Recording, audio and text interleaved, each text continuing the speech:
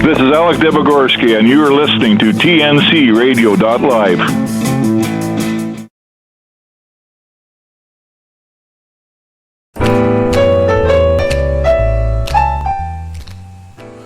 Welcome in TNC Live on a Monday night. This is Building Strong Minds with Dr. Christopher Cortman. I'm Tom Kelly. We're going to be with you for the next hour talking about all those things that can help you be strong. I mean, all the time people are telling you about how to work out and get stronger and eat right and all that kind of stuff. We're going to talk about how to make your mind stronger.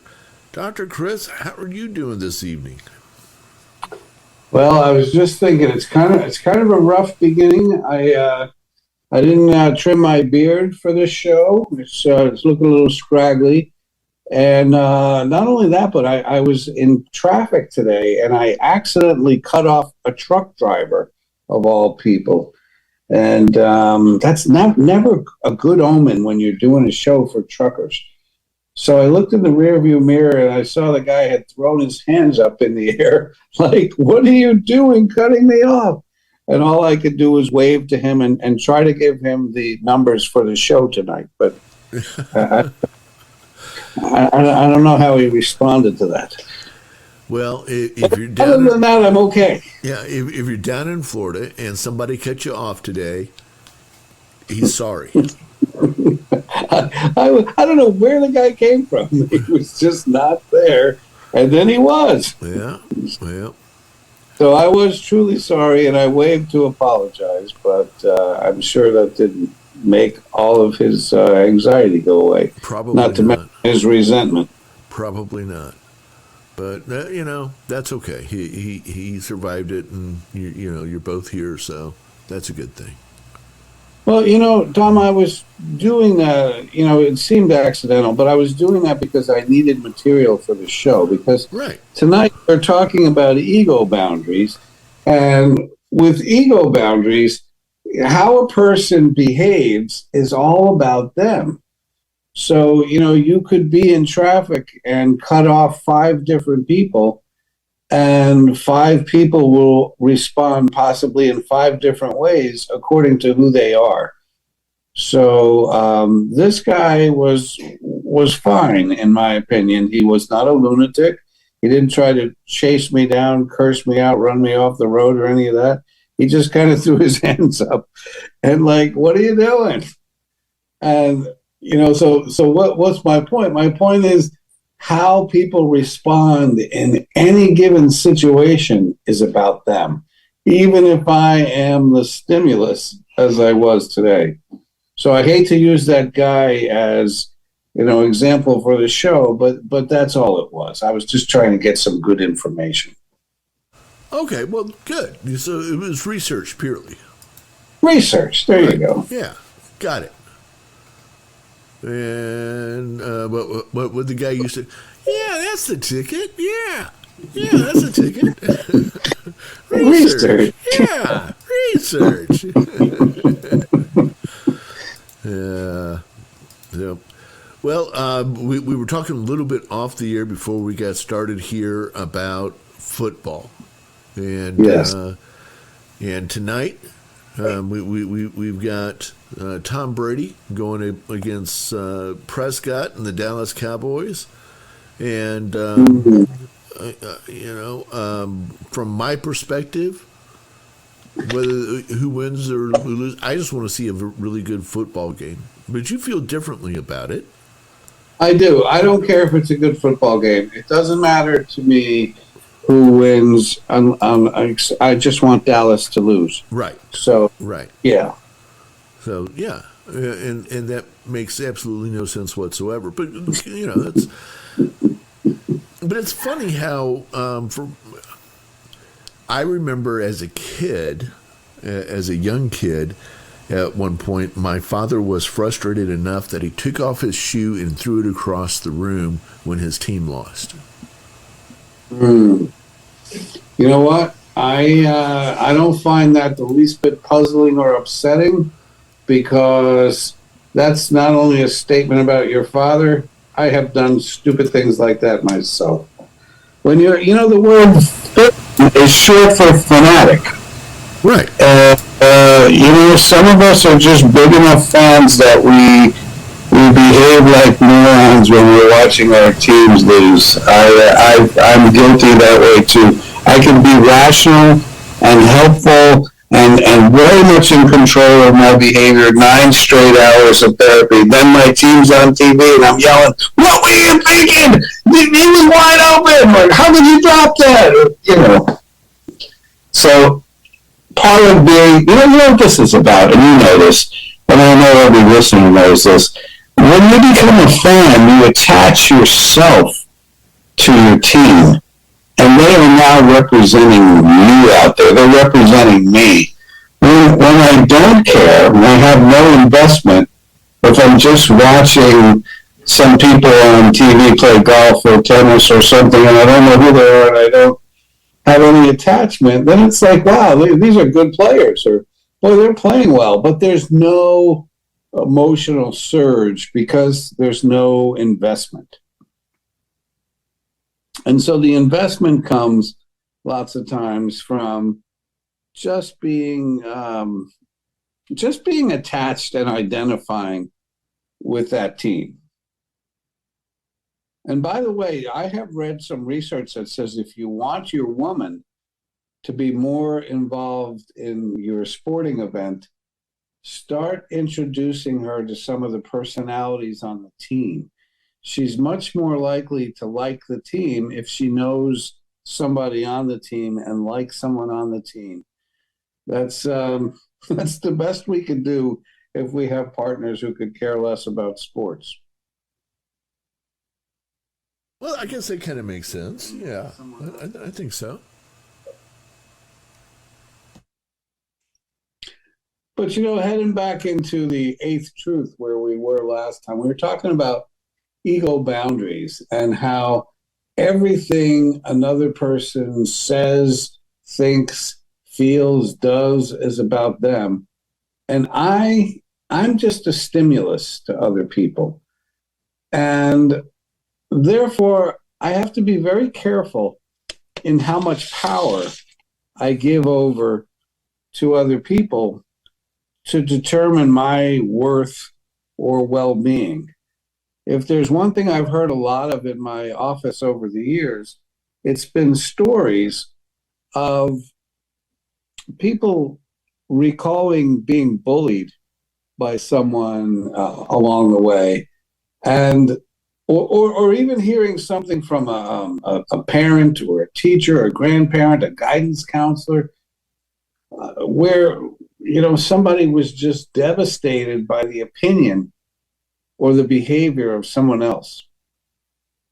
And lots of times these stories were just so crippling that the person didn't get up from that. They believed from that point on that they were inadequate, they were no good, they were unattractive, they were not smart enough, they weren't athletic enough, they would never make the team or whatever. But other times they used the negativity from that person's comments to inspire them to achieve more. I'm thinking of a guy now who, let's call him Frank, because that was his name anyway.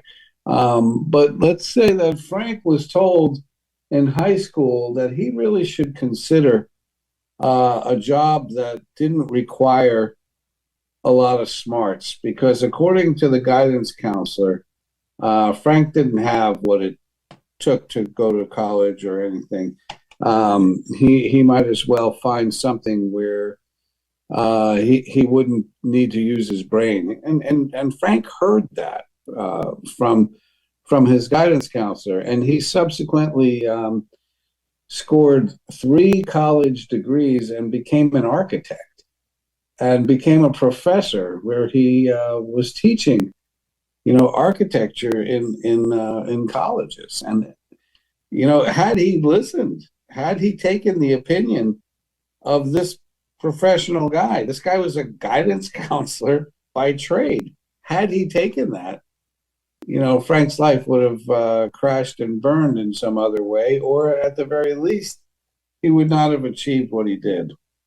And it's always concerning when people take the behavior, bad behavior of a bully, and wear it as being, I'm not good enough, or I'm not tough enough, or I'm not smart enough, or I have a funny nose, or they're teasing me about my glasses, my hairline, my lisp.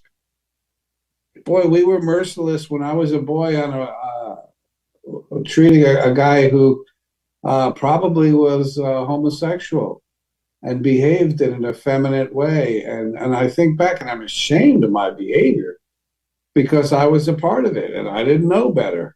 I just thought when boys didn't act like boys, then it was an okay thing to ridicule them and to make fun of them. And I was guilty of bullying. I've been on, like most people, I've been on both sides of that. And to this day, one of the reasons I'm an advocate of this particular truth and this program is because I know bullying has a way of devastating people, and we need to put a stop to it. It still goes on. I hear my daughter talking about it in a Christian high school that she attends. It's like no place is safe. But what I would want educators to know, as well as other students, is that anyone who is bullying is making a statement that they need to feel better about themselves by putting someone else down. And it's so sad because instead of feeling good about who I am for who I am, I have a need to knock someone else down in an effort to improve my sense of worth, especially socially. So, one of the things I heard a psychologist say years ago, and I really liked it, he said, you can tell people who have a good esteem, and that is these people who see themselves as being worthwhile, they don't do things to hurt other people, and they don't do things to hurt themselves. So anytime you see somebody who's going out of their way to hurt someone else, it's a pretty good indication that they're not feeling so great about themselves. And that the popular phrase now is hurt people hurt people. When people are down on themselves, they're much more likely to do things, aggressive things, ugly things, hurtful things to others. You're probably going to tell me about a need for a break. Yeah, it is time for a break, but I find that fascinating, and I guess I wonder, because of some of the other conversations, what is it that people really get out of that? What's the payoff? Okay, well, do you want to address it now, or do you want to break? No, we'll talk about it when we come back. You're listening to TNCRadio.live. We'll be right back. You're listening to Building Strong Minds with Dr. Christopher Corman. Stay right there.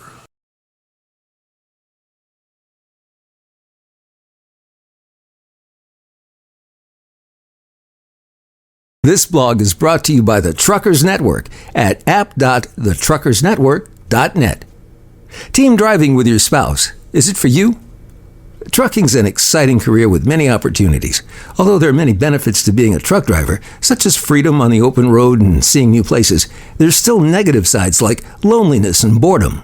Truck driving is also difficult for your marriage.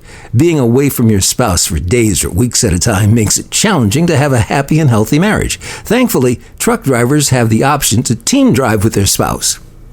Forming a husband and wife trucking team can be a great opportunity to spend time together and travel the United States while making good money. Now, like any other job, driving with your spouse has pros and cons. Stay with me to find out if team driving with your spouse is right for you. Now, the pros of team driving with your spouse. Faster delivery. Due to the FMCSA's hours of service regulations, truck drivers can only drive up to 11 hours a day. Any driving after 11 hours will result in a penalty and a bad safety score. Truckers on average will drive up to 55-60 miles an hour. After their 11-hour shift, that adds up to a little over 600 miles a day. When you drive with your spouse, you can drive more miles. While you're finishing your 11-hour shift, your spouse can be resting and getting ready for their shift. This allows drivers to complete more miles a day, which in return leads to a faster delivery. You won't feel lonely. Driving alone can lead to developing mental health issues later on in your trucking career. Studies show that depression and anxiety are some of the most common mental health issues in drivers today. Team driving with your spouse eliminates feeling lonely on the road. Having your spouse with you on the road gives you someone to talk to and enjoy your daily activities with. Make more money. A single truck driver makes less money per mile than one whose team drives. Why is that? Well, with two drivers, you're completing more miles each day, and therefore you reach your destination much quicker. Cons of team driving with your spouse. Difficulty getting along. They say that distance makes the heart grow fonder, and that's true. It can be difficult to get along with your spouse when you're in a small space for weeks at a time. You may find yourself wanting alone time to pursue your hobbies and interests. When you decide to team drive, you give up the possibility of any alone time in your truck. Lack of sleep. To make team driving work, your spouse will have to rest while you complete your shift of driving. Sleeping in a truck cab, especially if your spouse is noisy, can be difficult. As a truck driver, it's essential to have a good night's rest before hitting the road. Getting the right amount of sleep is not only good for your overall health, but it also makes you more alert and cautious when driving. Harder to find trucking insurance. If you decide that team driving's for you and your spouse, you might have trouble finding a commercial truck insurance company that'll write your insurance. When you team drive, your truck never stops. Therefore, the truck is at risk for higher exposure to accidents. Your truck's also more liable to having maintenance issues, which can result in getting violations. Conclusion? Driving with your spouse has many pros and cons. Our advice to you is to take a look at the pros and cons and determine if this is the right career path for you and your spouse. Trucking with your spouse can lead to many great memories. This blog was brought to you by The Truckers Network at app.thetruckersnetwork.net. I'm Shelley Johnson with Kathy Tuccaro. You can hear us Tuesdays on TNCRadio.live at 8 p.m. Eastern on Women Road Warriors. And don't miss Steve Summers' Overnight Drive right here on TNCRadio.live, weeknights midnight to 5 a.m. Eastern. Brought to you by Hot Shot Secret.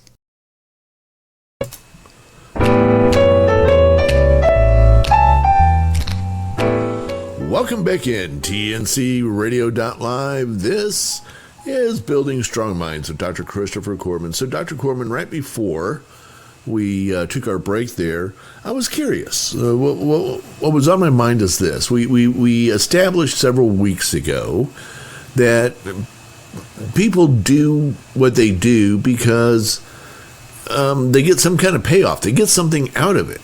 They don't just do it for no reason whatsoever, whether that's taking a drug or some kind of physical work that they do or whatever. They do it for a reason. And like you, having been a young man at some point in my life, there were moments that I was a bully, and there were moments where I was bullied. And I didn't do much of the bullying because I never found the payoff, I guess. And I'm just wondering, what do bullies get out of bullying? Because I don't really think it makes you feel any better.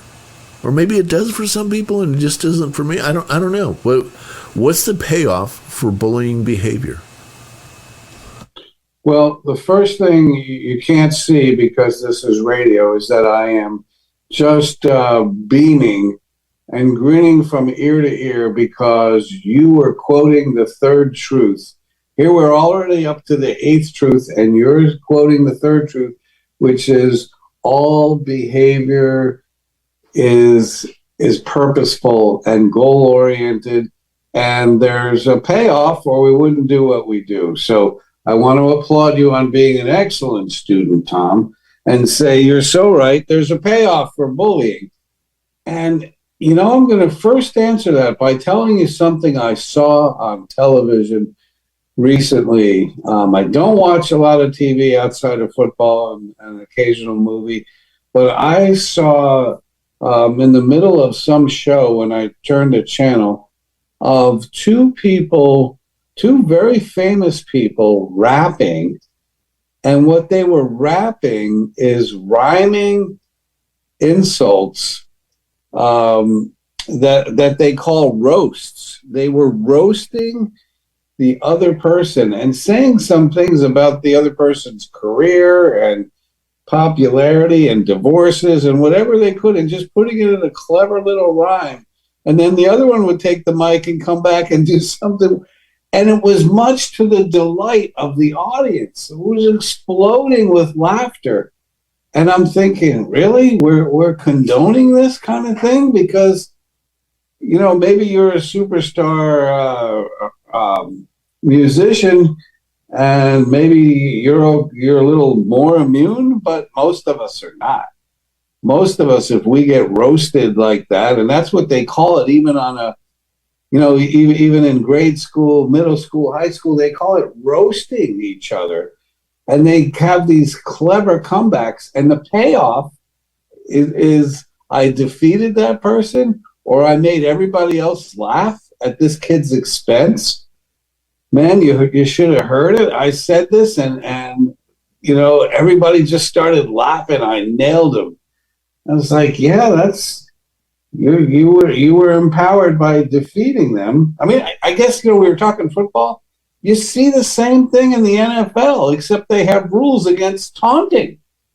But some guys can't help themselves. You know, they destroy a receiver who didn't see them coming because he was too busy trying to catch the ball. And the receiver's on the ground practically lifeless, and they stand over them and they have to say a few things. You know, the payoff, Tom, I guess for people is feeling superior, feeling dominant. I defeated you. And, you know, it's something that's been around since the beginning of time, ever since there was competition. I mean, the first two siblings, Cain and Abel, reportedly, you know, had a rivalry until the point where one killed the other one. You know, Cain killed Abel. You know, why do bullies bully? Because there is a payoff. They feel empowered, they feel superior, they feel better, they feel vanquished. And especially if that's not going on anywhere else in their lives, if they're not getting a lot of joy from, you know, connection with others, then they could get their jollies from defeating others. Well, okay, I'm with you on that. I guess for some of us, though, we look at that and we think that didn't really satisfy me. Good. Yeah. And I wouldn't worry about a kid, or in this case you, who says bullying doesn't work for me. I end up not feeling so good about myself or my situation. I feel bad for the other person. I'd say there's nothing wrong with you. We don't need to fix that. Okay. It's a nice thing to know that you don't get your jollies by... well, I guess my question is, how is it that some people do get their jollies from that? Well, again, if I win and you lose, there's a lot of validation for the self in victory. The most competitive athletes that we worship, a lot of them you don't want to deal with because they cannot just they can't not win. Even if you're having a conversation with them, they have to be superior in every way, and it's just, you know, they're extremely competitive. I remember a story about Kobe Bryant, who was just a phenomenal talent in basketball, just one of the, I don't know, probably top 10 ball players that ever lived. But Kobe was so competitive that they were doing something in a Lakers practice, and you had to hit a free throw to start this thing, and he missed his free throw. And he was just so upset that he went and goaltended somebody else's free throw just so he wouldn't lose. Like he would not let that other guy's free throw go in. And the teammates are looking at like, what is he, crazy? This is just a little drill in practice. And Kobe wasn't going to win, so he was going to make sure someone else didn't win.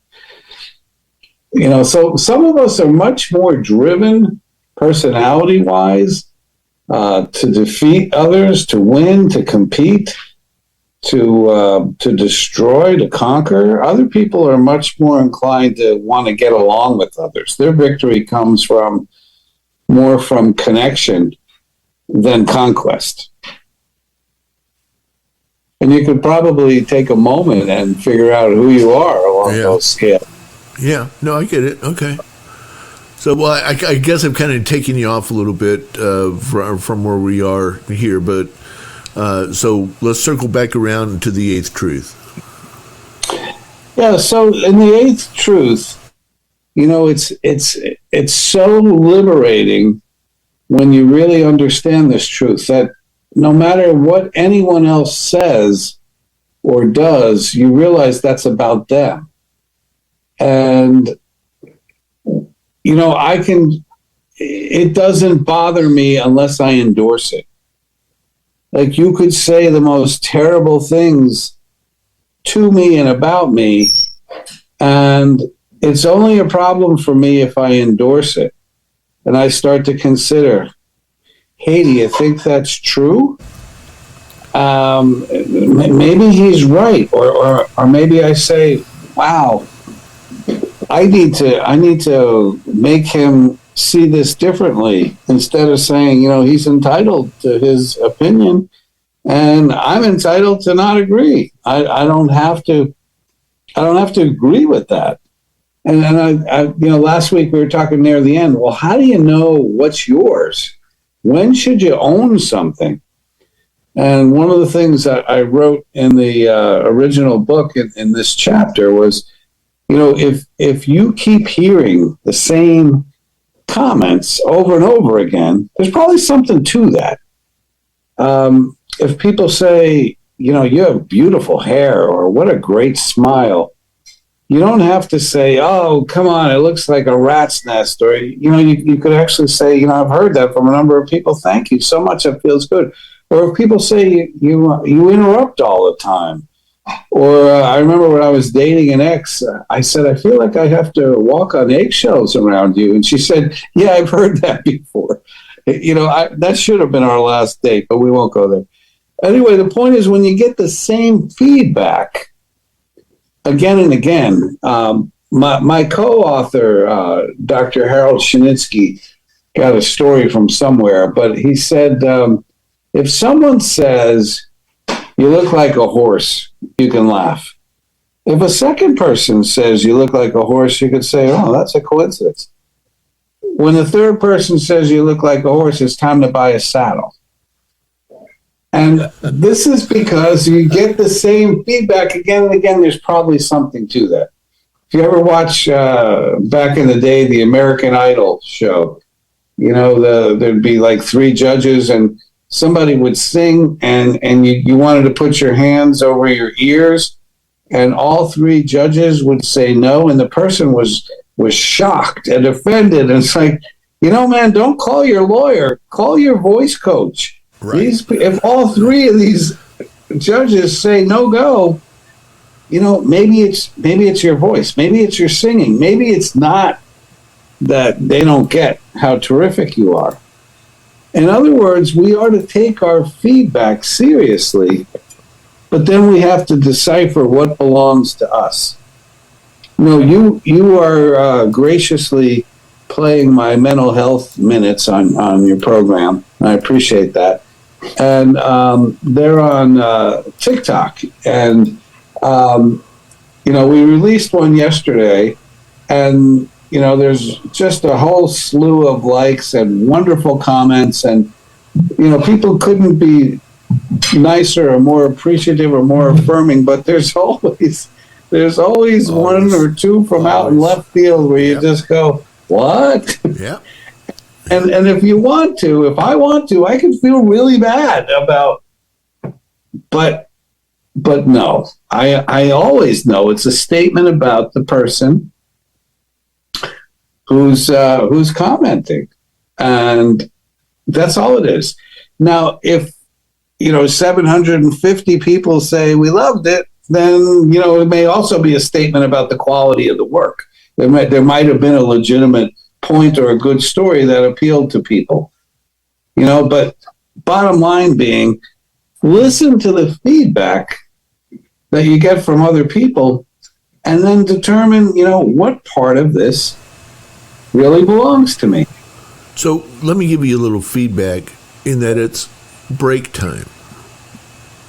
I will take your feedback and the break. All right. So we'll take a break. We'll be back in just a minute. You're listening to TNC Radio.live Monday night, and this is Building Strong Minds with Dr. Christopher Cortman. We'll be right back. Stay tuned.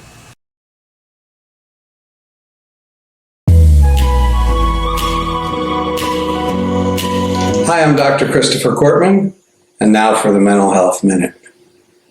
Here on the Gulf of Mexico, we sometimes have a condition called riptide. And riptide is a current, a very narrow band of water that has the power to suck you out to sea. And people are advised not to fight against the riptide and not certainly to flow with it. Either way, there's a good chance you'll drown. The advice is to swim out of the narrow band that is perpendicular to the shore. And that means either north or south, but do not go east or west for fear of being overpowered by the riptide. What does that have to do with the Mental Health Minute, you ask? The same thing is true about our negative thoughts sometimes. What we need to do is not fight them, not battle them, not succumb to them, but swim out of them. For instance, get up out of bed. We're not supposed to be in bed more than 10 or 15 minutes if we're not sleeping. Pick up a book. Turn on your favorite comedy. Call a friend. Go for a walk. Do something to change the channel in your head and swim out of the riptide. There's an excellent chance you'll feel much differently in a very short period of time. And you will never drown in your own negative thoughts. Ready for the power of positive and something that will put you back to a time you wanted to last forever? Music is the ultimate time machine. What was your favorite time? Do you want to go back there? LTD Radio features the songs of the 70s, 80s, and 90s that will transport you to a happier time. It'll make you smile and brighten your day. We could all use that about now. TNCRadio.live is proud to carry the great music of LTD Radio.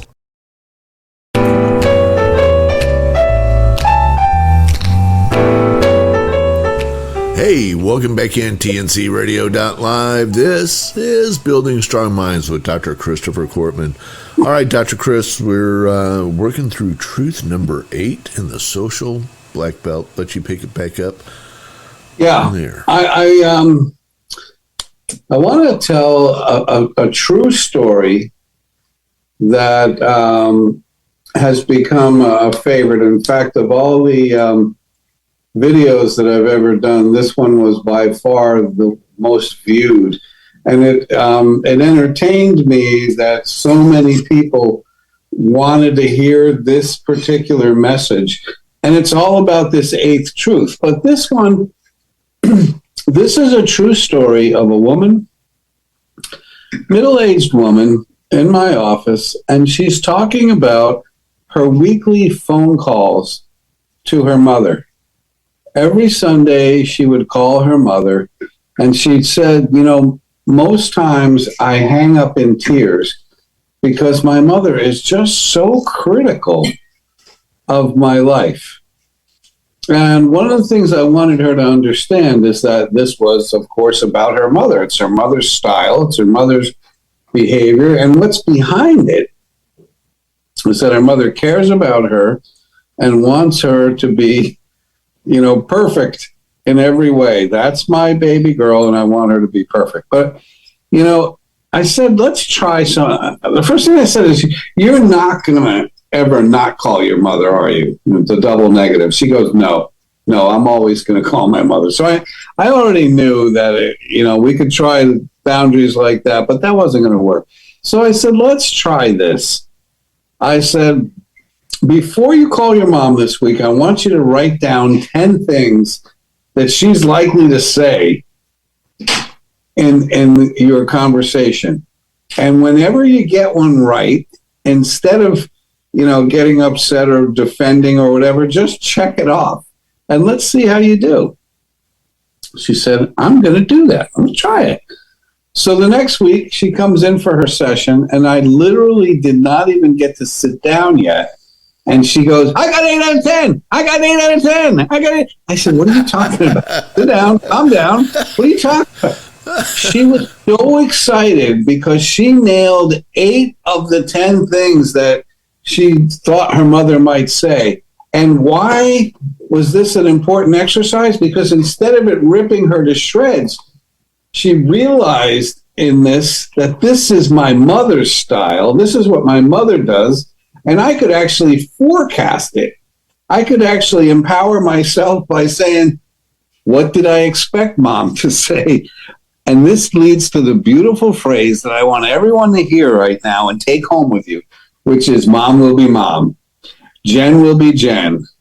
Or tonight, Brady will be Brady when he throws another touchdown pass. We expect people to stay in character throughout the movie. It would be a lousy movie, Tom, if the characters kept changing their personalities throughout. You know, people tend to stay in character pretty much throughout their lives. And we would do better when we say, well, what did I expect my brother to do? He's always done that. He's always looked after himself first.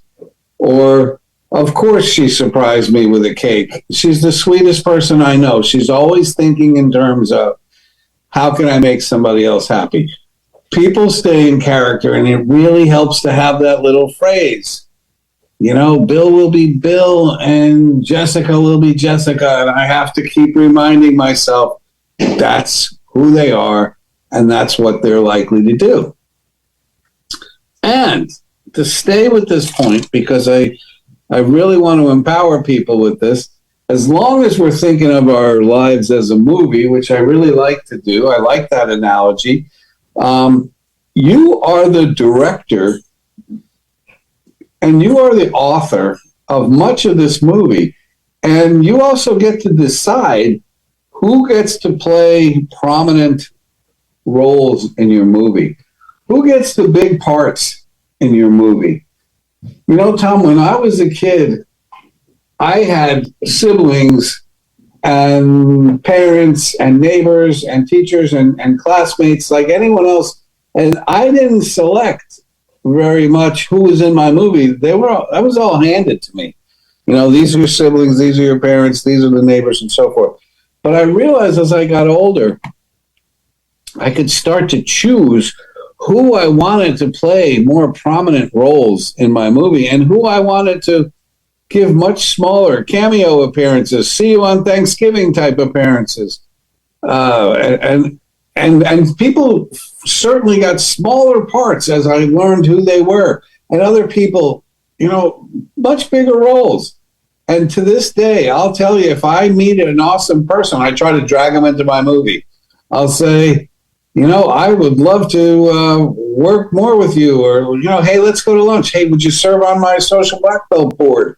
Or why don't we write a book together? Or, you know, I'm always looking to add awesome people to my movie because I really believe, and the research substantiates this, if you surround yourself with the best people you can find, your life is better, your life is happier, you're more productive, and you're more likely to rise to a higher level yourself if you surround yourself with good quality people. Well, as a business owner, that's the way I've always tried to do my businesses is to identify where my own weaknesses are and to find people who have strengths where my weaknesses are and, you know, let them do what they do so that I can do what I do.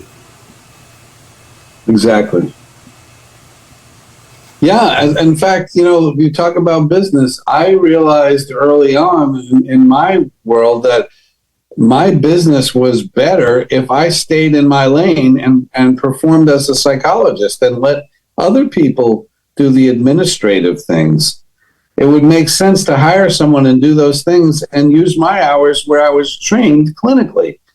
See more patients that way, make more money that way, but also the stuff that I was never trained to do, let somebody else who could type 4 times as fast as I can, or, you know, has administrative skills that I'll never have, let them do that. it just makes sense. Always surround yourself with the best people that you can find.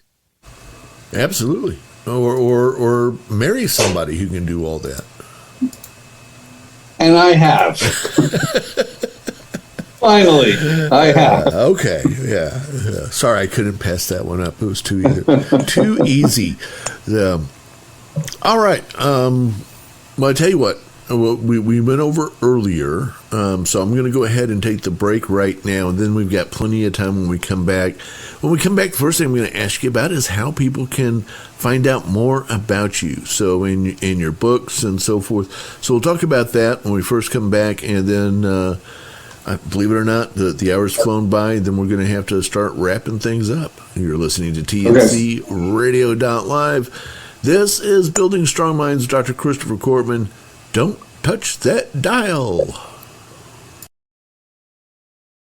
This blog on TNCRadio.live is brought to you by the Truckers Network at app.thetruckersnetwork.net. 6 safety tips for truck driving in hot weather. Driving in the heat can create dangerous situations for truck drivers. Drivers need to take specific precautions before hitting the road in extreme heat. With the incoming heat wave dubbed as a heat dome by the National Weather Service, drivers need to be aware of how to safely drive in these weather conditions. Follow our 6 safety tips for truck driving in hot weather. Every truck driver needs to complete a pre-trip inspection before driving, especially in hot weather. Check tires. Heat can have a huge effect on your tires. As the temperature increases, so does the air pressure in your tires. During the hottest months of the year, it's important to frequently check your tire pressure. Frequently checking on your tires can save you from a blowout. To get an accurate measurement, wait for your tires to cool down before checking the pressure. The heat and friction from the road cause your tires to warm up, which will cause a rise in tire pressure. Also, don't be afraid to take a break every couple of hours to let your tires cool down. While traveling in the summer months, you may want to give yourself some extra time to stop and check on your tires. Protect your engine.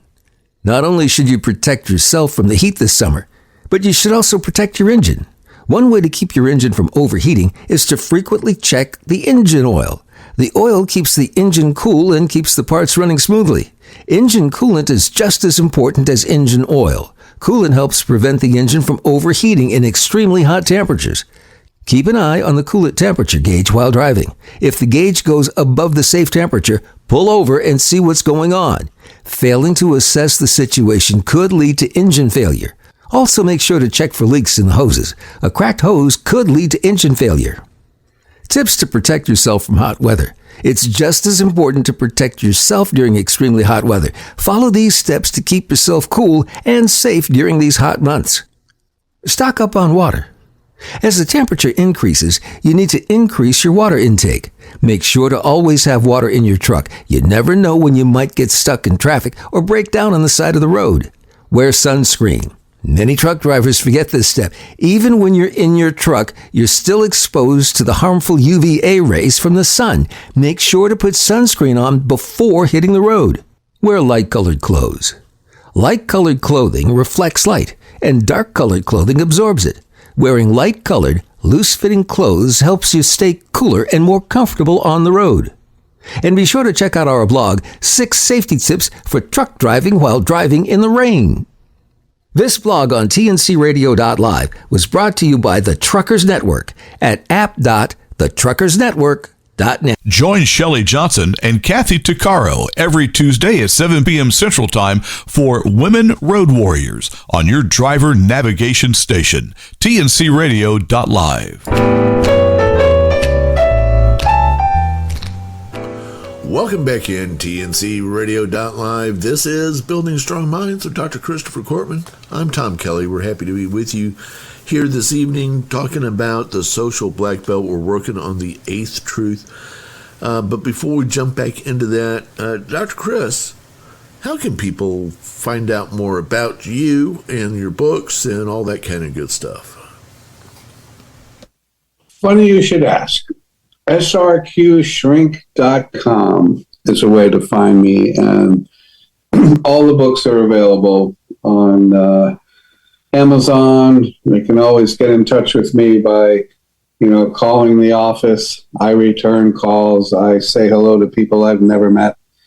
And always happy to speak for different groups. Although in today's world, there's a lot of speaking, what shall we say, long distance, where I stay home and talk to a laptop or something instead of flying to Timbuktu and addressing an audience. So a lot of remote work, I suppose. But yeah, that's how to find me.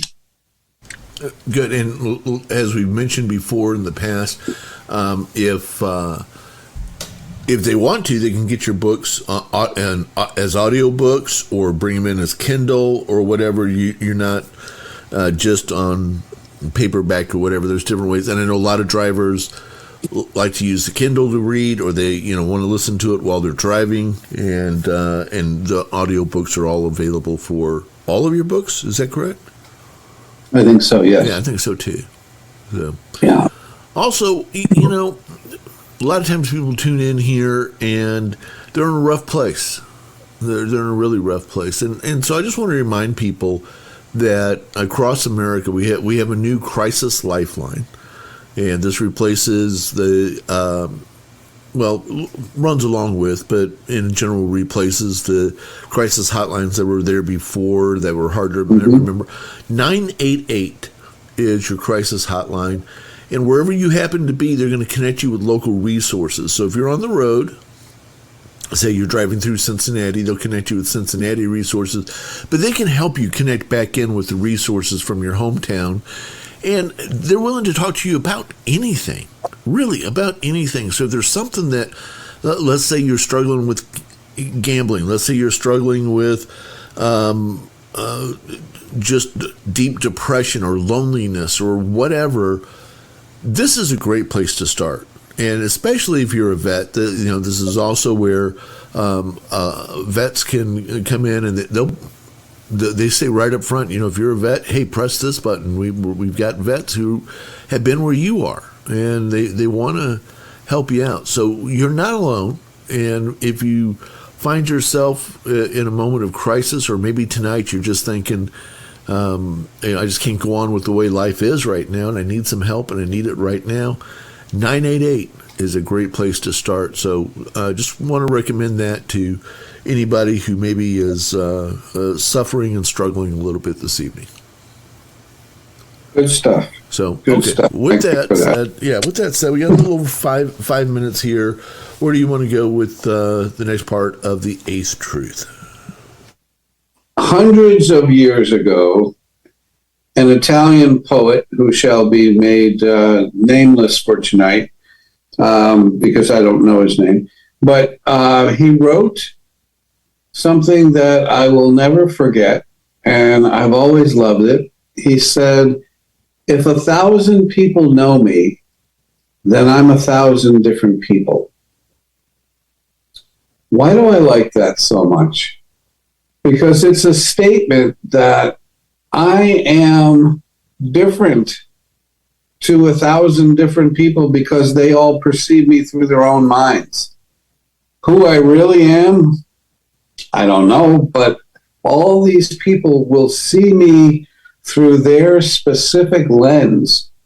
They will all think of me according to who they are and how they think. So I like thinking of this in an even more practical way. And let's just say, I have a birthday coming up next month. And let's say that my wife, Amanda, wanted to get 100 people who know me. And she asked all of them to write, less than a page, something about me, and that she was going to include it in my birthday present. What I would do well to know is that probably in these 100 essays, there would be repetition. There would be people saying things that others have said. And once again, I should take note, because if I'm hearing it again and again, there's probably something to it that I should own. But there would also be some things that would be unique to maybe one of the 100. And sometimes there'd be something, like I would say, if someone described me as a tall black woman, I would have to say, yeah, you're 0 for 3. That's not who I am. That's a statement about the person who is writing that. I am not tall, I'm not black, and I'm not a woman. I'm none of those 3 things. But someone has the right to perceive me however they perceive me and to express that. And it's up to me then to always try things on, Tom. I'm telling my patients always, try things on like you were shopping, like you're in a shoe store, or you're trying on dresses or suits or whatever you wear. If it doesn't fit, put it back on the rack. A young man says that his mother, in a heated divorce, says to him, "You're just like your father in that you," and then she said whatever she said, and he was so hurt by that. And I said, "Is it true?" And he says, "No." I said, "Try it on. If your mother's right, be brave enough to wear it and fix it. If somebody accuses you of something and it fits, for God's sake, wear it and then change it if it needs to be changed." But when you try it on, as he did, and it didn't fit, 2 things are important here. Number 1, hand it back to the person who sent it to you. Hand it back because it doesn't belong to you. It does not fit. And secondly, you define what you need to do with that. And if it does fit, then be brave enough to say, the third person who said that I'm very selfish, and it's time to take a look at that, and it's time to change that.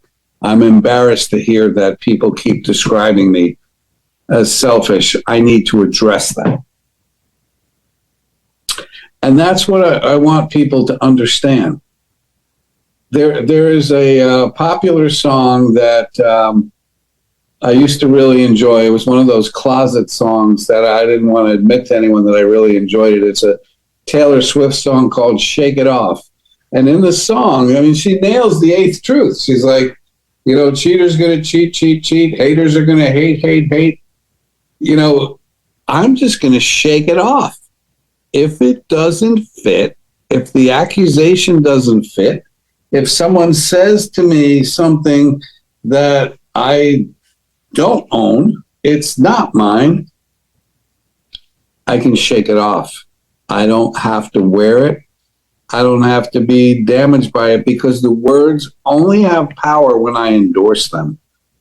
And I have the right to say, no, I reject that. There's a story of the Buddha speaking in front of a crowd when a man comes along and starts hurling insults at him. And they're loud and they're obnoxious and they're intrusive to his talk. And finally he says, "Excuse me, sir, if somebody gives you a gift, who does the gift belong to?" And it's like, "Well, it belongs to the person I'm giving to." "Well, okay, good. What if the person rejects the gift? Who does it belong to?" He said, "Well, the person who's giving it." He says, "Exactly. I reject your gift. This belongs to you. It's not my stuff." I want the audience to always know that. People have no power over me. They have no power to hurt me with their words unless I endorse that, unless I give it the power.